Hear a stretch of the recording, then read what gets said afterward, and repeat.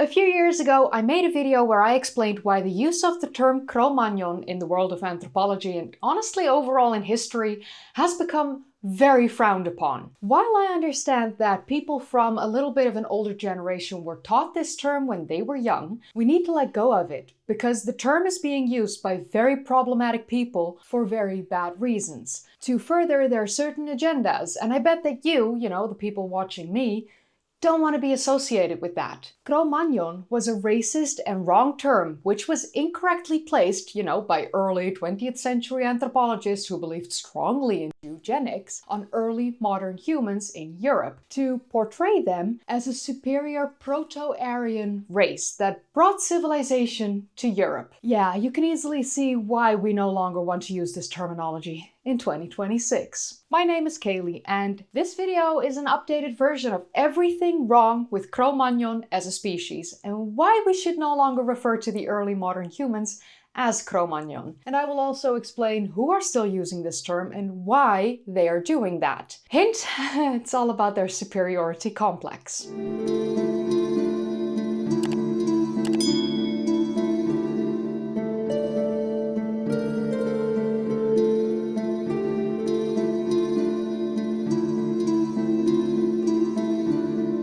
So first, let's take a look into the origins of the Cro-Magnon name, the discovery of the remains that led to the early modern humans in Europe being given this name, and what eugenics have to do with all of this. So more than a century and a half ago, in 1868, in the Cro-Magnon rock shelter, which is located in the Dordogne Valley in France, the French paleontologist Louis Lartet discovered the partial remains of 5 individuals. These remains were compared to those of Neanderthals that had been found in other locations from similar dates, and it was decided that these 5 partial skeletons were different enough from the Neanderthals, but also different enough from us modern humans living at the time that they were given a different name. They were then named after the location where they were found.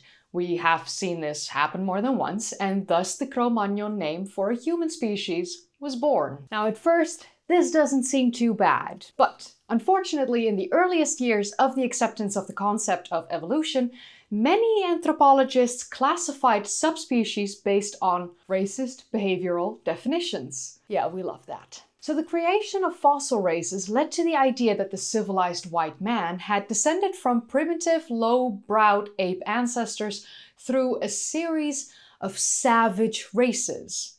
The prominent brow ridges and the flat forehead were classified as an ape-like trait, and during this time the Neanderthals were considered to be a lowly race. This is unfortunately still wrongly believed by many people in modern times, perceiving Neanderthals as a low race or subhuman, and that's a very racist connotation, and we don't want to do that. I do not accept Neanderthal slander on my channel. So some racial anthropologists like Joseph Denneker and William Ripley in the 1900s tried to classify the early modern humans, or, the Cro-Magnons, and they did this by characterizing them as tall and intelligent Proto-Aryans who were superior to other races who came from Germany and Scandinavia, even though none of this was founded on any evidence. I'm not saying that all early anthropologists had racist motives, but I do feel like it's my job to clarify the origins of the name and the way of thinking that still persists today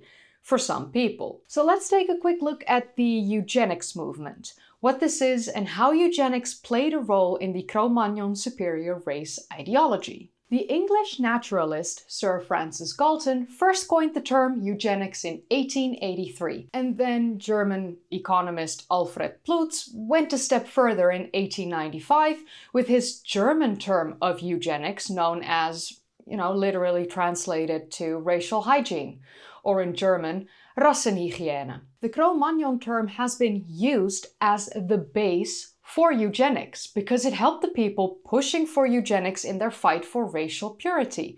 Because the superior Cro-Magnon disappeared, and anthropologists ascribed this disappearance to the Cro-Magnon species being replaced by the inferior Neanderthals. And they didn't want the superior Aryan race with their Nordic qualities being replaced by the, in their eyes, inferior ones. So what really is eugenics? Eugenics is the scientifically inaccurate theory, belief and practice that aims to improve the genetic quality of a human population through plant breeding and to inhibit the fertility of those that are considered inferior, which caused widespread harm, as you can imagine. Unfortunately, eugenics was not a simple fringe movement. The leaders and intellectuals in the late 1800s and early 1900s perpetuated their eugenics beliefs and policies that were based on common racist and xenophobic attitudes.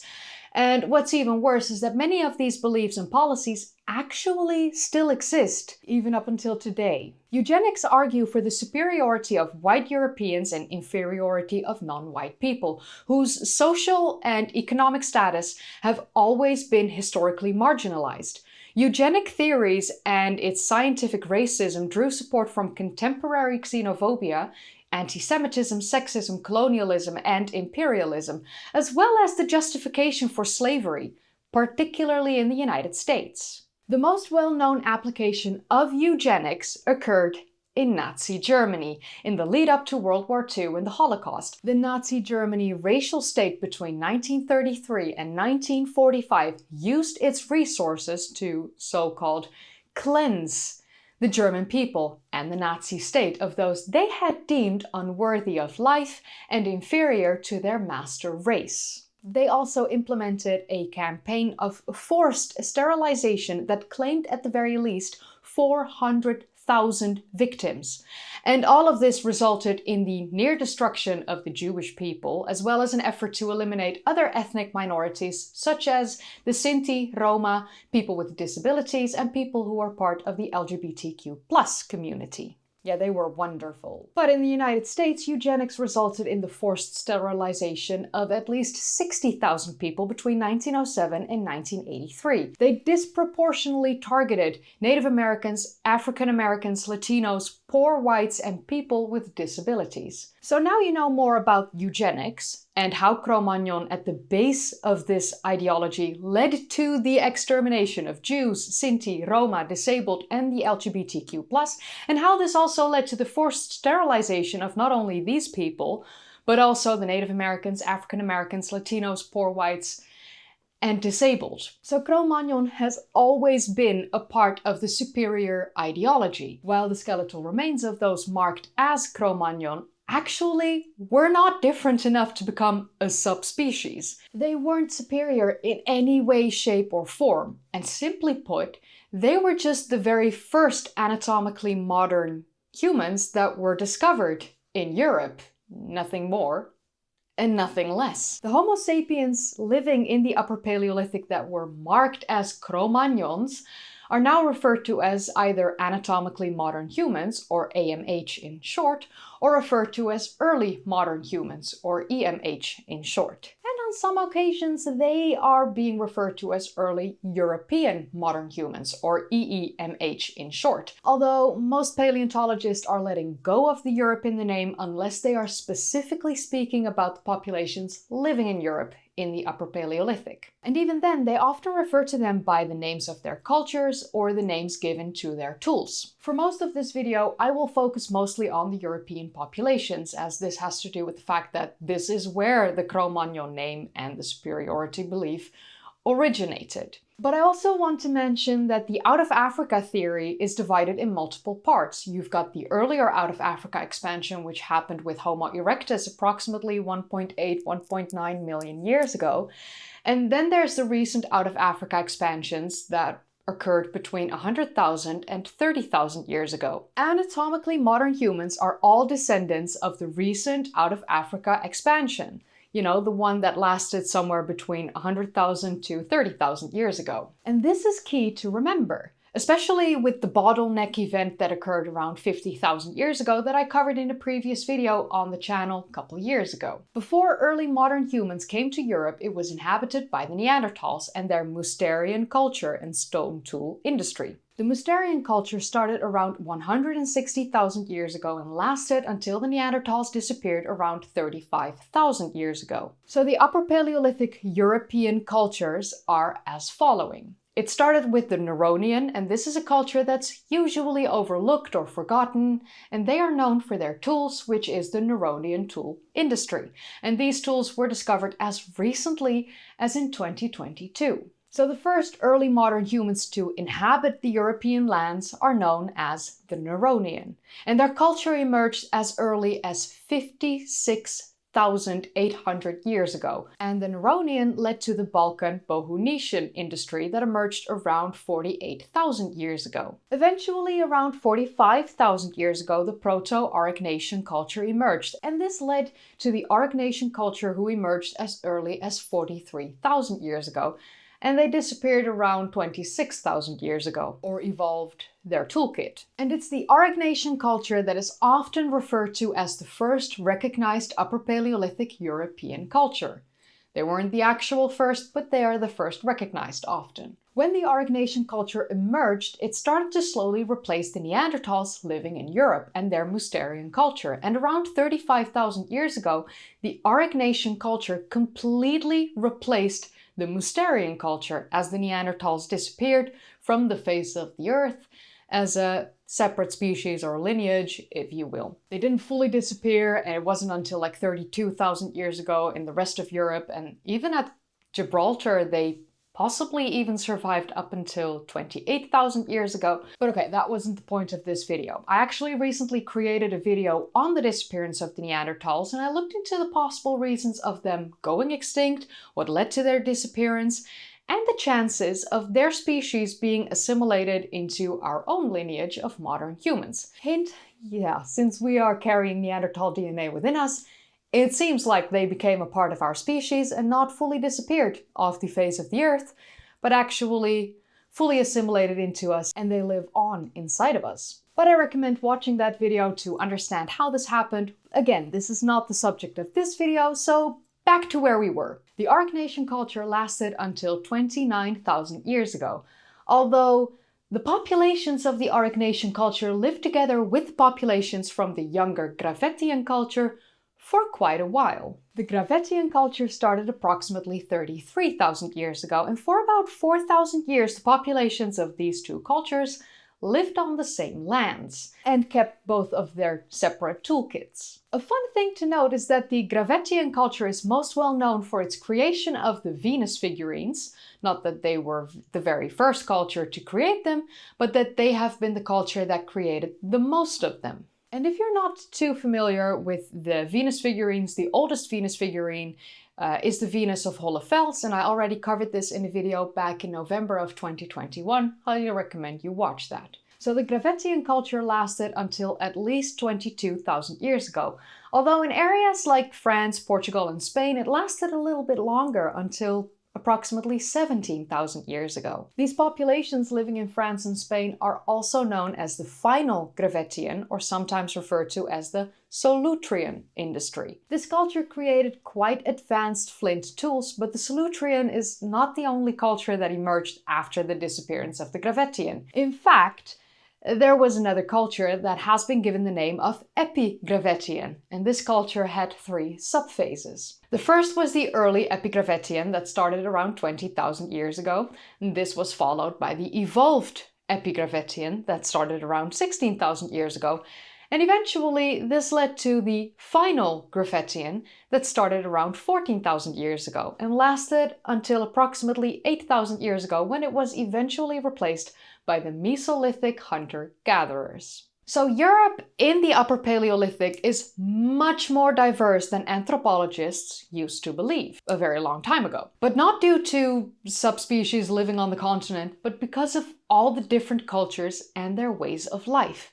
And none of them were superior compared to the other. They just had a different toolkit, and in a sense, all of them were very similar. In 2005, there were still scientists and anthropologists that were differentiating between early modern humans and us modern humans, by looking at subtle differences in the morphology. We are extremely similar, with only some minor differences, like the more robust upper leg bones of the early modern humans. But when I say early modern humans, what exactly do I mean? You might ask yourself this. Because what is an early modern human? Is that a Homo sapiens? Well, the answer to that is yes. Early modern humans, or anatomically modern humans, are indeed Homo sapiens.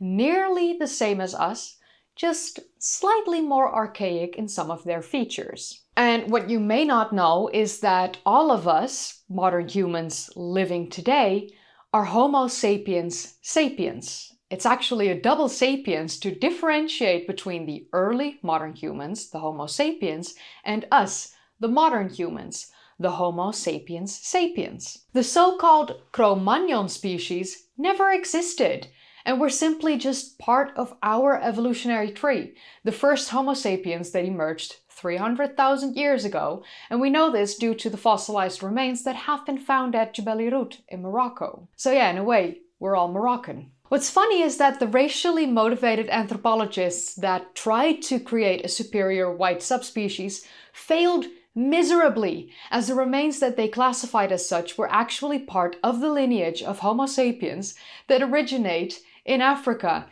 and were dark-skinned. They didn't even have light skin yet. But there are some people who still try to push the narrative of a Cro-Magnon population that lived in Europe. But as I showed in this video, none of this is true. I sincerely hope that the name Cro-Magnon in the future will only refer to the rock shelter in France where the fossils were found, and no longer will be associated with a population that never existed. And I hope that this video helped clarify the name change and why I never use the term Cro-Magnon in any of my videos. Because the people that do use that term are often of a very white supremacist nature. I'm just calling it out. I'm just calling it as it is. And we do not want to be associated with people who think like that, who have such an ideology, who perceive the world with so much hate. If you're watching me, I already know you don't want to be a part of that. So let go of Cro-Magnon. And I want to ask you to share this video with people who still use the term today. They might not know how wrong it actually is. And lastly, my question to you is, were you aware of the negative connotations attached to the Cro-Magnon species? Did you know about eugenics and how the Cro-Magnon ideology shaped this belief of racial purity? Please let me know in the comments down below. I'm very curious to see what you already knew and learn more about your opinion. And if you enjoyed watching, then don't forget to give this video a thumbs up, subscribe if you'd like to see more of these kind of videos, and click that bell icon if you want to be notified whenever I upload. If you haven't seen my previous videos yet, then click the card in the upper right corner, or click one of the links in the description down below, or click a video in the end card. I would also like to say a massive thank you to my patrons, my channel members. Thank you so much for supporting me. And again, I'm going to do another Turkey tour. It's called The Ancient Wonders of Anatolia. It's a 10-day trip. You will be able to see some of the oldest human-made structures on the planet. You will climb Mount Nemrut, you will visit the ancient city of Haran, the Bazda Cave, Sokmatar, Shuaib, so much. Fairy chimneys at Cappadocia. We're going into the underground city of Derinkuyu in Cappadocia, and we're ending the trip at the capital of the Hittites at Hattusha with that mysterious big green stone. So yeah, highly recommend. Join me. I promise it's going to be fun. And if you want more information, go to thecommunitygarden.org/tours and click on the Ancient Wonders of Anatolia tour. And who knows, I might see you in September.